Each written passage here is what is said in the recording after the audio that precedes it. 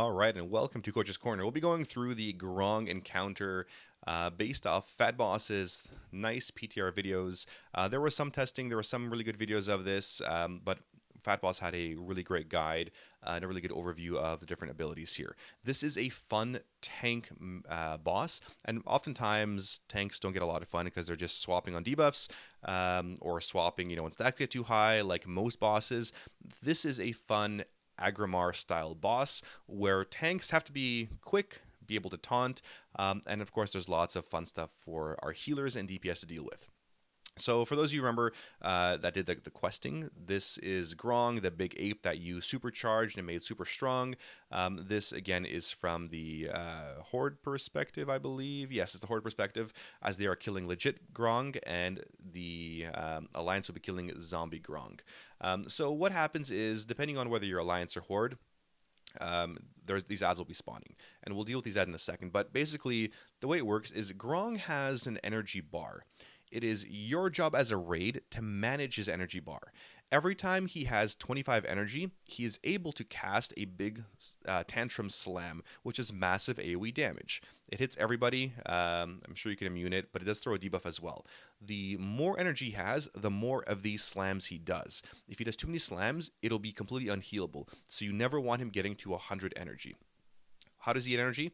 Well, over time. And then these ads also give him energy. Now, these ads have an interruptible cast that needs to be interrupted. Otherwise, he gains 10 rage or 10 energy every single time. You can see here these guys are decently spread. This is an encounter where you will not want to be stacked in. You'll want to be, loose clumps. Find a buddy, find a friend, be 5 yards close to somebody else.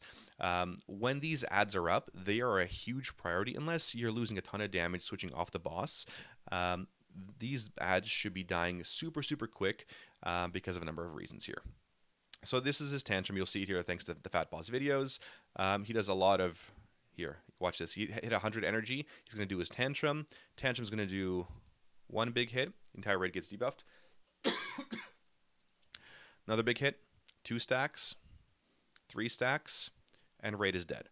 Basically unhealable because it does more and more damage every single time. You don't want this debuff stacking really more than once, otherwise your raid's going to die. So one of the ways to manage it is you want him to cast his tantrums early on, and you'll see exactly why. So these are the ads that are spawning. There is the voodoo versions on Alliance side. These are the Horde side, which is basically a mechanical thing that the gnomes drop down or flying ape wranglers drop down. These things have a cast, interrupt the cast, kill it, and it drops a core, which you'll see in a second here. Now, when these things die, be very wary of your positioning. Right, where you're standing is super important, because where this guy is standing, this little paladin, is not in a good spot. When the ads explode, they will knock all players within 15 yards back. So if you're a ranged or healer for some reason really close to this thing, it's going to knock you back, potentially into a fire patch. And then, of course, if you're killing the ad near the boss, he gains 50 rage. He gets really pissed off, and that is completely counterintuitive to what you want to be doing, and it's going to lead to a wipe, guaranteed. You see, he casts a bunch of tantrums, and he's going to murder everybody. So the other thing that these ads drop is a core. This core is great because it gives you an extra action button, and what it does is allows you to deal 5% of his damage, or his HP in damage, so he drops 5% HP, but then also starts a tantrum. Why is that important? Why do you want to start tantrums?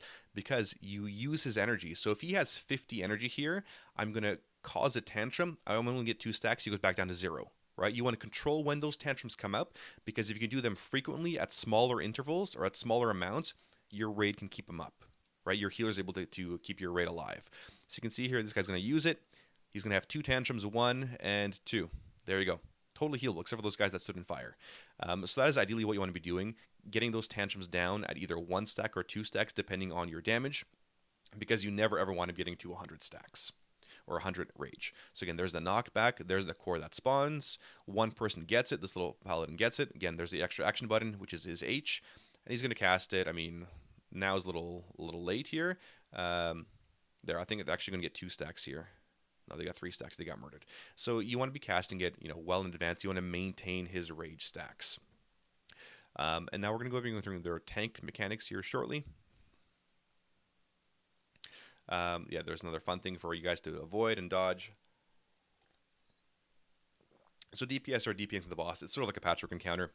At the same time, you are swapping off to kill those little ape antagonizer things.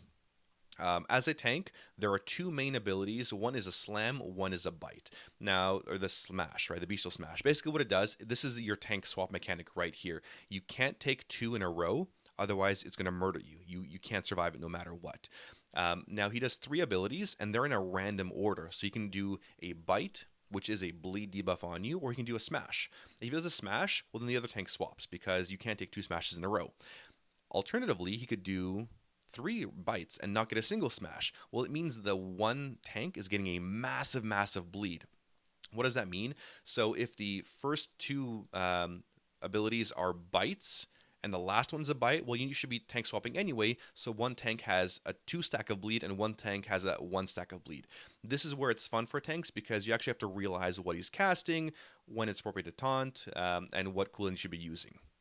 As you can see here, there's the rending bite, another rending bite, and a bestial smash, right? So you could take all three technically, right?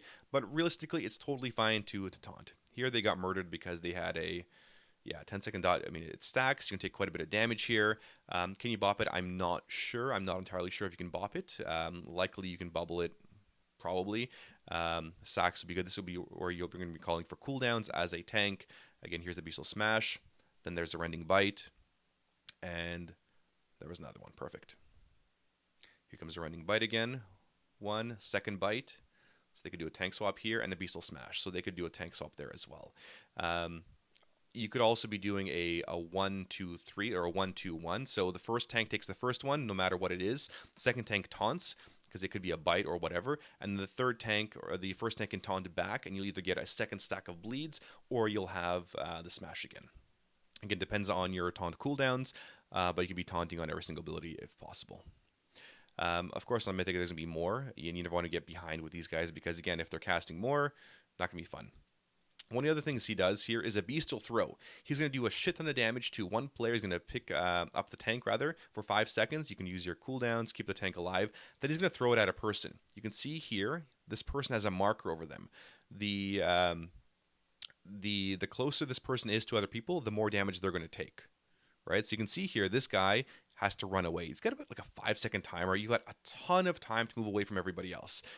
If you're in a stacked formation, you guys are all really close together, and you get thrown on top of your raid, it's going to do massive damage. So you'll see what happens. This guy is smart.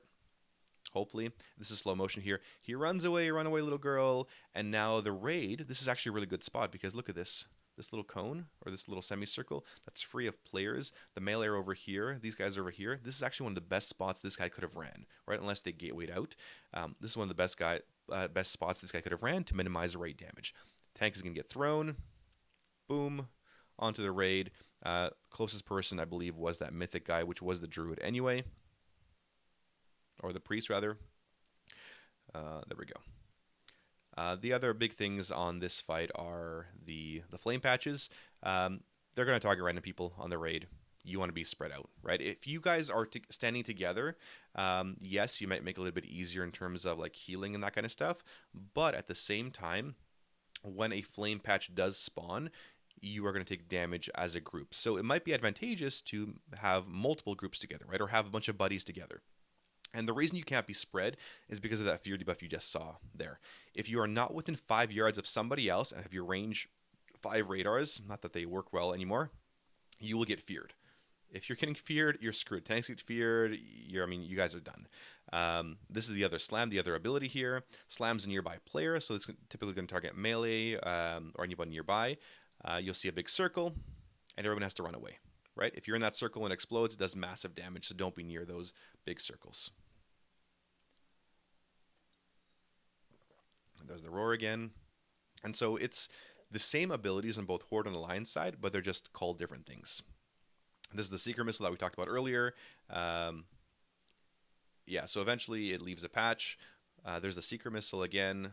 Move away from it, make it a little bit easier. Now, on Fat Boss, they made a weak aura because they made a weak aura that said, hey, you are targeted by this.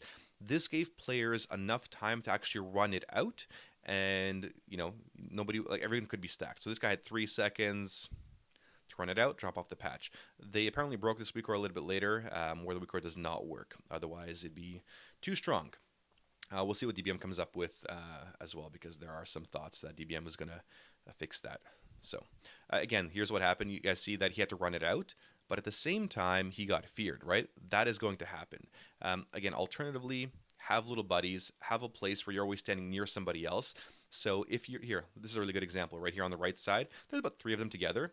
If they get a flame patch on them, it's only 3 of them taking damage. If there's a fear going out, none of them are getting feared, right? This is a good thing to do. The disadvantage is not everybody's going to be healed or in their barriers when the big tantrums go off, right? So just be aware of that, or have your healers prioritized accordingly, knowing that, hey, you know, our Boomkin and Warlock and Mage are over here. Again, those tantrums are a good place to be using cooldowns. Who broke the weak aura? Likely Blizz, and doesn't want us to use it, which is fine as well. And that is the fight in a nutshell here. I mean, it's a fun tank mechanic, rending bite, and then 3 bites in a row, right? At that point, you don't want to have 3 bites. You only want to have 2 bites. This guy only had 2. So that's pretty much what they did. They had a taunt, or they taunted on the second one. They only did 1 taunt.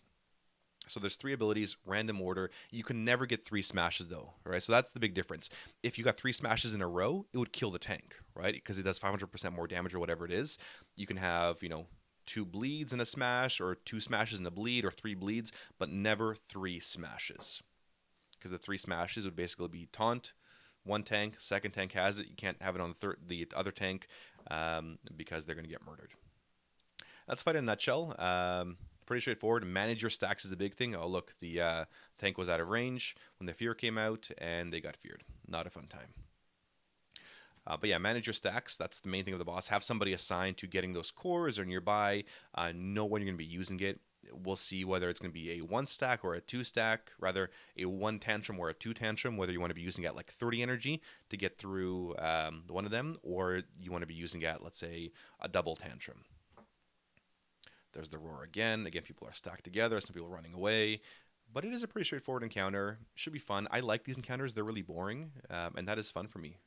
I like it. Should be lots to heal. Tanks will have a blast here. And of course, you know, Hunters, the mobile DPS, will have a ton of fun. Again, kill the ads. Focus deal with his rage appropriately, and you'll down the boss. No problem. And that is Grong in a nutshell, or Zombie Grong if you are doing Zombie Grong on Alliance side. Thank you again, Fat Boss, for putting together this video for us, so we had some content to show. Have a good one.